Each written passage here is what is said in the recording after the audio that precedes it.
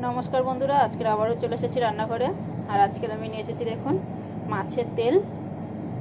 তো আজকে আমি মাছের তেল, এটা কাতলা মাছের তেল আছে আর একদম পরিষ্কার। এখানে কাতলা মাছের তেল দিয়ে আজকে করব বাঁধাকপি। তো এখানে দেখুন কত সুন্দর করে বাঁধাকপিটা কত সরু সরু করে কেটেছি। আর এখানে এইগুলো দেখতে পাচ্ছেন, এই যে সরু সরু এগুলো সবুজগুলো, এগুলো কিন্তু একদম যে বাঁধাকপির উপরের যে বুড়ো পাতা হয় সবুজ, আমি সেগুলোকে এরকম পাতলা পাতলা করে কেটে এর মধ্যে দিয়েছি, কারণ এতে দেখতেও সুন্দর লাগবে আর পাতাটাও বেশ যাবে না, নষ্ট হবে না, আর এটা খেতেও খুব ভালো লাগে। অনেকে বুড়ো পাতা ভেবে ফেলে দেয়, তো আমি এই বুড়ো পাতা দিয়ে একদিন একটা অন্য রকমের রেসিপি করে দেখাবো আপনাদেরকে, যেটা খুব ভালো খেতে লাগে। তো আজকে যেটা করছি সেটা দেখুন, মাছের তেল দিয়ে বাঁধাকপিটা চচ্চড়ি করব।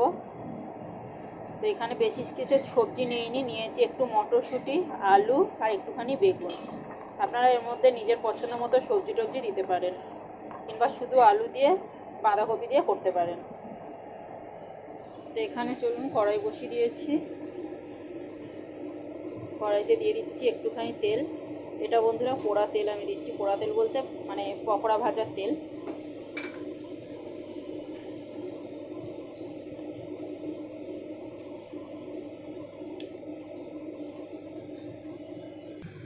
তো এখানে বন্ধুরা আমি তো দেখলেন শুকনো লঙ্কা তেজপাতা ফোড়ন দিলাম।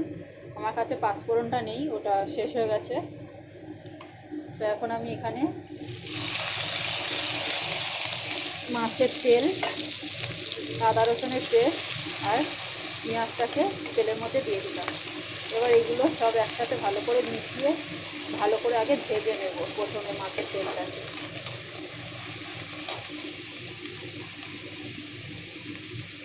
সামান্য একটু হলুদ গুঁড়ো দিয়ে দিলাম, দিয়ে এবার মাছের তেলটাকে ভালো করে আমি ভেজে নেব। এখানে দেখুন বন্ধুরা, মাছের তেলটাকে একটু মোটামুটি ভালো করে ভেজে নিয়েছি আমি। এখানে এবারে আমি সব মশলা দিয়ে দেব।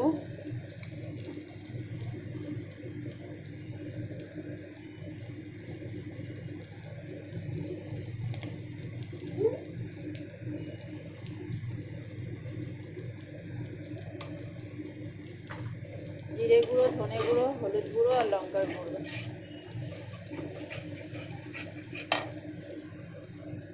এখানে এবার আমি সবজিগুলোকেও দিয়ে দিলাম, সাথে একবারে দিয়ে দিচ্ছি এরকম দুটো কাঁচা লঙ্কা। এবার সবজিটাকেও মশলার সাথে একটু কষিয়ে নেব।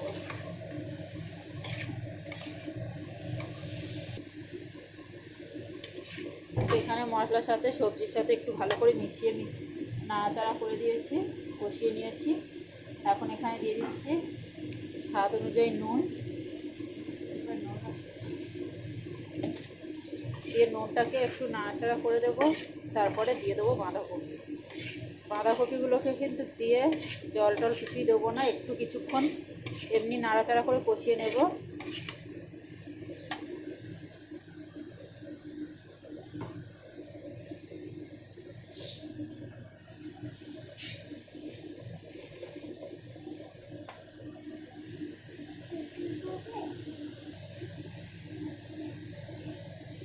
এখানে সব বাঁধাকপি দিয়ে দিয়েছি দেখুন। প্রথমে তো এটা অনেক লাগবে, যেন মনে হবে কড়াই ভরে গেছে। কিছুক্ষণ আমি একটু নাড়াচাড়া করে দেবো, এইভাবে উপর নিচে করে, যাতে একটু কমে যায়।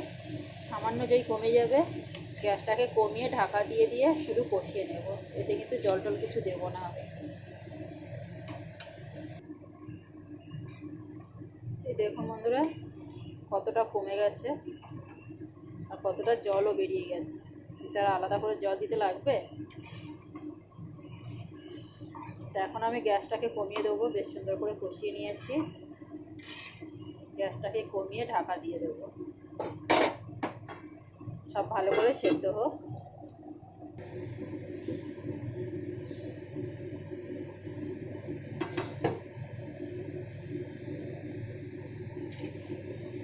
এখানে দেখুন বন্ধুরা জলটা পুরো শুকিয়ে গেছে।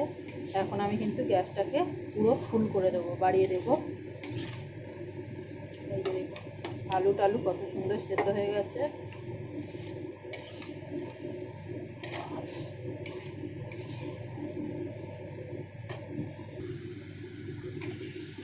বন্ধুরা, আমার বাঁধাকপির চচ্চড়ি কিন্তু পুরোপুরি কমপ্লিট। এখন একটুখানি গরম মশলা সামান্য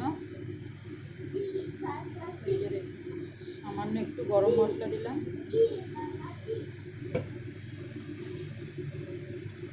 আর একটুখানটাই স্বাদ অনুযায়ী চিনি। এবারে নাড়াচাড়া করে নামিয়ে নিই। আজকের ভিডিওটা কেমন লাগলো বন্ধুরা, অবশ্যই আমাকে লাইক কমেন্ট শেয়ার করে জানাবেন। ভালো লাগলে আমার চ্যানেলটাকে সাবস্ক্রাইব করবেন। আমার ভিডিও দেখার জন্য আপনাদের অনেক অনেক ধন্যবাদ বন্ধুরা। দেখুন কত সুন্দর লাগছে, আর এখানে কিন্তু একটা দারুণ স্মেল আসছে। তো টাটা বন্ধুরা।